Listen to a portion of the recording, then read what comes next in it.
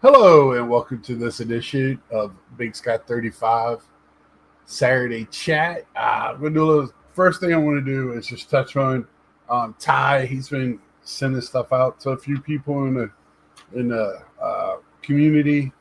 Uh, just a little, just because and great guy. We text every once in a while. Just a really good guy. He says, "Dear Big Scott, I enjoy watching your videos. Here's a small token of my appreciation. Some catcher cards. Your bud Ty, and I'll put a link to his channel below. Uh, he he does mainly vintage, but he's an Orioles guy, and he's another guy from that lives in Virginia. He's not from Virginia, but he lives in Virginia. So uh, these two cards incredible. It made me look up some information on these guys, which always love to learn. And the first one is Clyde McCullough, something like that. Nice catcher. So when I was looking him up, he was in the Yankees farm system, but came up, never played for him, played with the Cubs. Uh, Pirates. He went to the Navy for a year during World War II. So he's one of those guys that missed a year, um, you know, uh, for the war. So, but some connections for me with this guy. And I don't know, if Ty knew all this, thank you, even more. But so he was a coach in the Mets organization. Uh, so and he was so he's been linked to pitchers like Seaver, Ryan, Kuzman, McGraw, and helping in their development.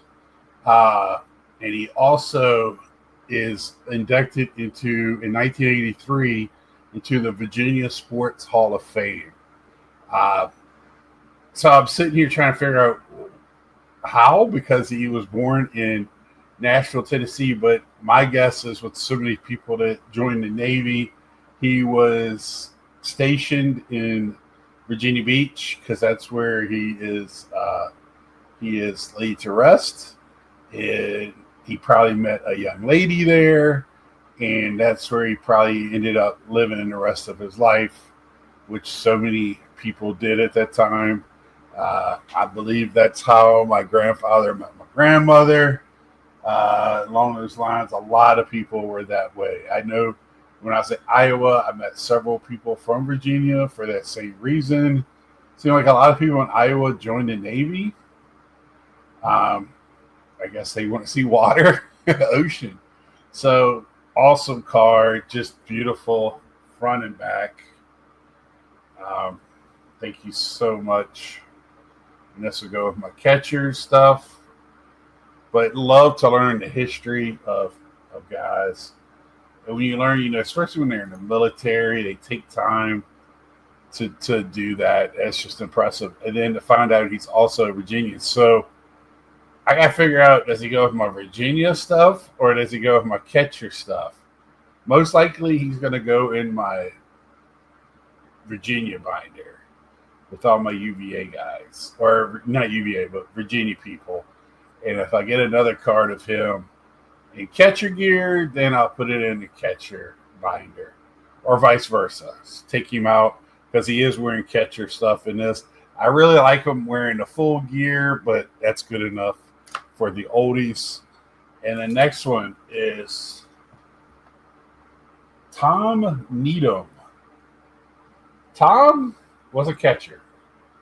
Played 8 years in the majors in the early years of the baseball, 1904 to 1914. In parts of those years, he had was a lifetime average of 209.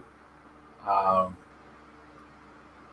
and it says because that was due to 1 year of him batting 260 in his rookie season. So he was from Ohio, and he was a catcher, and that's about it. That's all we need to know. I like the fact that some of the teams that he played for was like Boston Bean Eaters, New York Giants. And if you know the early history of the game, um, the Bean Eaters was one of the very early teams. The Giants was created out of the kind of the Knickerbockers and that um, group, um, the Atlantics, things like that. So he played for the Cubs. So and the other thing is he passed away at the age of 47. Um, it doesn't say how here. It just says, he suffered a stroke. So he passed away at a very early age. But just great to learn about these guys. This doesn't have any paper loss, nothing. I mean, it's tobacco card. It's got a little stain right here, but if I see a tobacco card that's not loved, or any of these older cards, any vintage, I'm taking back a little bit. So thank you so much, Ty, for that, and letting me learn a little history along the way of players in the sport that I love. Awesome, awesome, awesome. Um, but also, what I want to talk about today is I talked about it last week was the my sets registry. This seems like it's not being talked about a lot anymore. It is being talked about a little bit, but in this new age of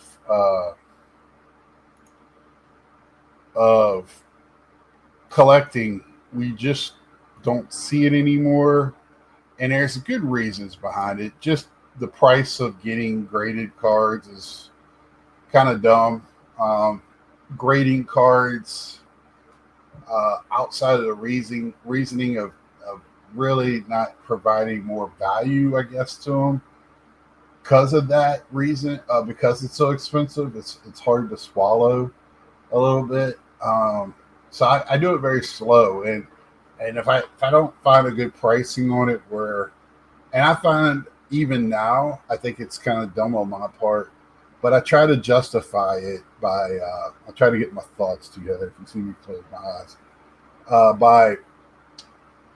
by really let me see if I can get this a little bit bigger. There we go. By at least selling, I get a card graded with the group to sell, or a couple of cards to cover a couple of sells, and to make a little bit of money on the side.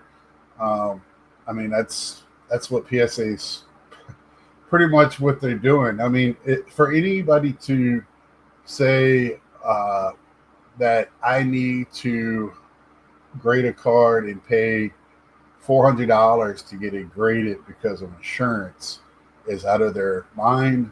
Um, that's ridiculous. It should be my thought. Their thought is we're all selling cards and they want their piece of the pie. That's all it is. And uh, the people that bought this group, it was like that. It was started before, got worse after, but that's the way they think is we are all selling cards. I guess they don't think there's any collectors anymore. Um, so they want their piece. They see the prices on the secondary market and they want their piece, which I find very ridiculous.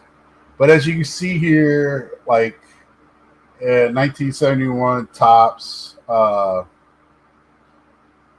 working on this very slow. I am only 7% completed. Uh, I don't buy cards to grade for this one. I buy them already graded. I have most of the Hall of Famers.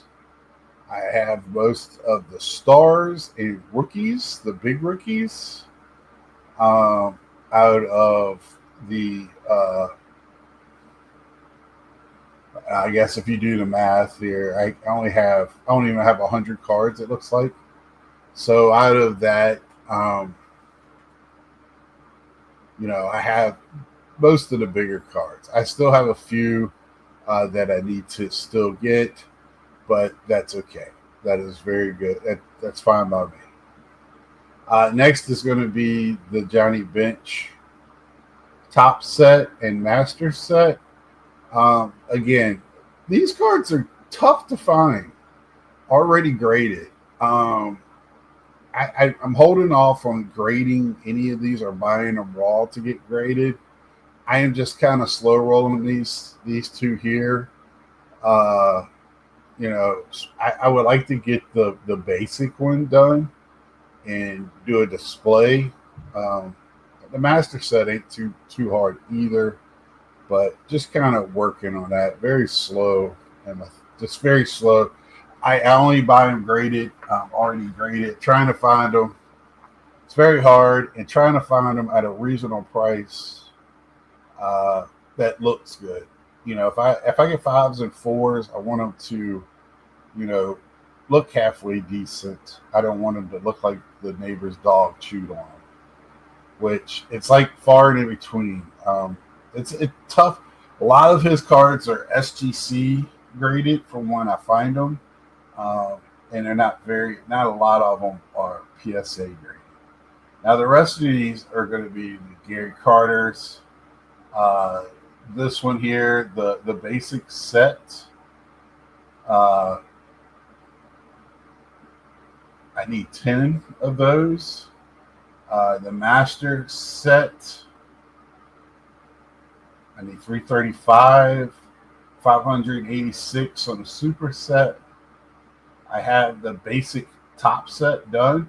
I used to have that in display in my place in Iowa. I need to get that displayed again. I would like to get the actual master set done. Um, the Gary Carter basic set where it has the Fleer and Donruss cards. But what I do is I have a box, a 2 row that has all my Gary Carters that I need graded. I just reach in there and grab a couple every time I get graded, and I don't really look to see which one it goes to. Here lately, most of it's either been a super set or the master set, um, the Topps master set. I only need 14 for that one too. Most of the master set, the Topps master set, and just the master set itself are kind of close to be together. Uh, really enjoy doing this. It's just really a good way for a checklist, and also I think it's pretty cool to have my Gary Carter's, you know, done. I mean, you can see right here if you use my super set here. Uh, so I have 200 some cards. What's it, 250 Gary Carters already? That probably doesn't seem like a lot to some, but to me, that's a shit ton. Um, some I've picked up and some that I got graded myself. That doesn't include, I'm getting his playing days cards. I'm getting as many of those picked up as well, already autographed and authenticated. Uh, I'm trying to pick that stuff up as much as I can. In-person autographs too. So, uh, I'm not trying to get the pack pull ones from the 2000s. Even though I have plenty of those, most of the time those are. He has a lot of cut autos. There's a ton of check cut autos out there. I have a full check that I got from my pal and yours, Mike O, but I have plenty where they've taken the check, cut it, uh, and Panini is famous for this. So is Leaf. I don't go with Leaf too much unless it's part of this. I did send in a Gary Carter that would go with the superset, and probably only the superset, which came out of one of those Goodwin boxes. It was part of the set registry. I didn't really agree with that. I think you should stick with the sports ball cards and not the that type. I think that is a baseball card set. I don't know. Well, it does have figures around the. I don't know if that's all just baseball. Now that I think about it, but I think like Goodwin champions and stuff like that. I don't know how often they're put in, if they are at all. I know some other people know more about that than I do. I just know this stuff. I've been looking at this now for the Gary Carters. I've been working on probably a good 7 years, working on these sets. Uh, so, that's not a long time, but it. Then again, it does kind of feel like it's been a long time. So I just wanted to go over that. I know some people wonder. I get asked a lot, not a lot, a few people that are in the registry, especially when you sit down and talk to them in person. Um, they're curious about how you're doing in the registry. Um, and you can see, I use Big Scott 35 as my name. Uh, so you can see that. And uh,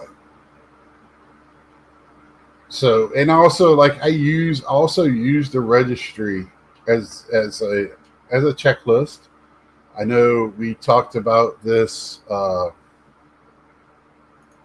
with Chris from Missouri, and uh, you know, I probably won't do any more registries.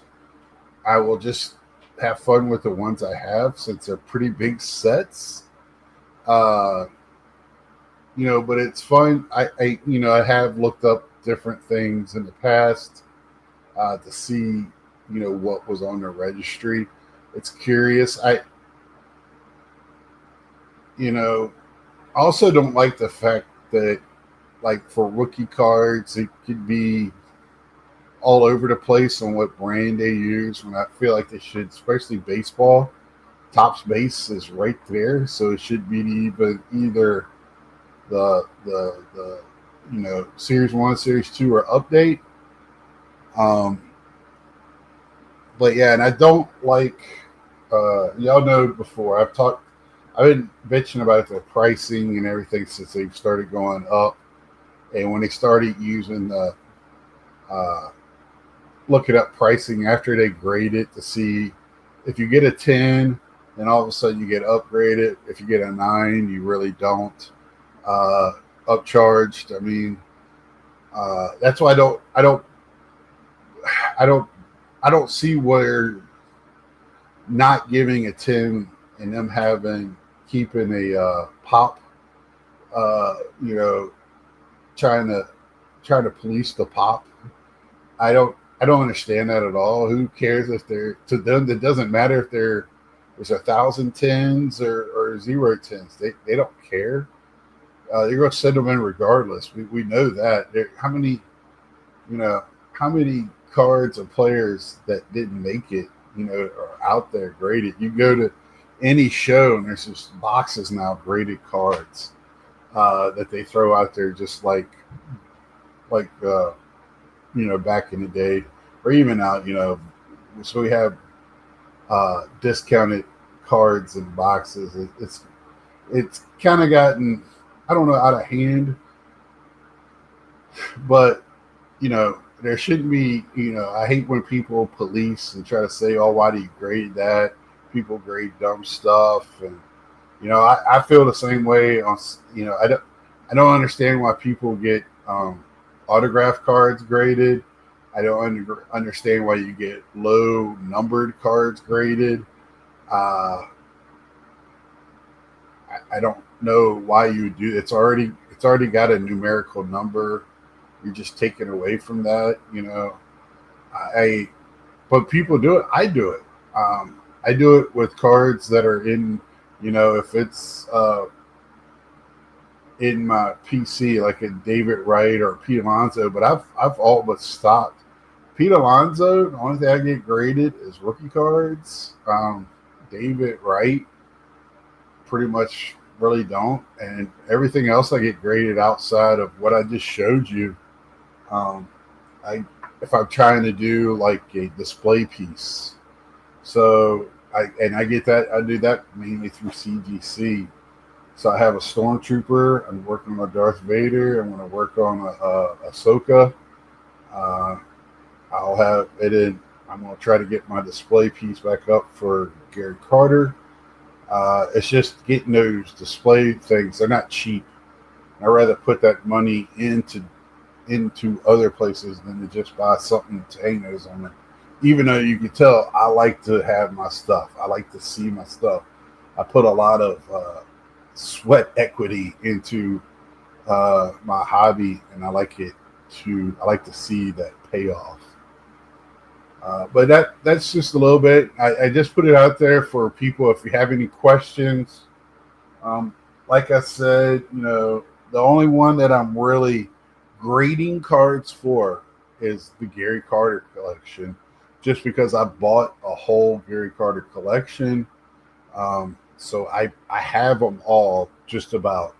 The master tops are both master sets. The master tops, and even I think the super set, there is some modern cards that are in it, um, that I might need to pick up. And most of those are actually like autograph cards. I'm not too happy about that, but that's stuff that can hold off or just won't do it, whatever. Uh, but yeah, and then you can see my rankings. I think, I'm fourth in the master set. I'm master top set. I'm fourth. Sixth in the Gary Carter master set. Super set, I'm sixth. Basic set, I'm eighth. And that's just because people probably have all tens. Um, when I graded them, I didn't get tens, or I didn't buy tens. I bought seven and eights, just so I could buy a second card with that money, instead of paying for a 10. And if I want to, I'll upgrade later, sell the cheaper one, and get an upgrade if that's the way I want to go. But that's what I'm doing when it comes to those sets.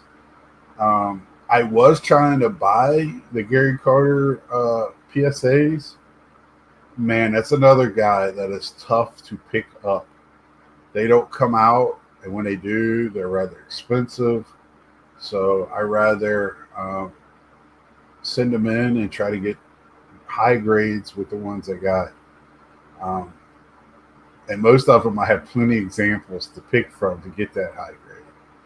So that's where I'm at. If you have any questions, please let me know. Any comments?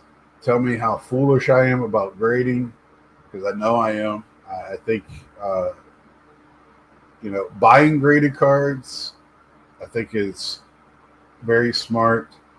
Or anything you want to do is up to you. But for me, buying graded cards is probably the best way to go. But I have fun, and there's always a but. There's always a but. I always tell you, when it comes to your rules of how you hobby, is always a but.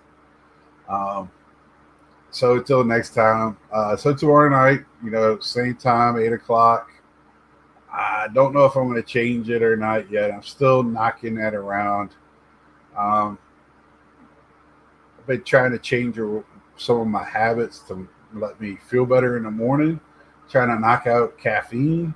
I'm struggling. It's a struggle. But I'm down to one energy drink and one caffeinated zero a day. I've been drinking a lot of root beer, which is no caffeine. Not a lot, but I'll drink that instead of a zero, Coke Zero. A&W root beer zero. Good stuff. And so until next time, like, share, tell a friend. I'm to 725 right now. somebody wants to help me get over that, so my solid 725. You always get nervous when you're sitting on that number. You're waiting for somebody to change their mind about you. Hopefully, you're enjoying my product. Uh, showed a couple of cards today, and tomorrow night come by and let's have some fun. And congratulations to the Mariners, and what a great series that was. And until tomorrow night, see ya.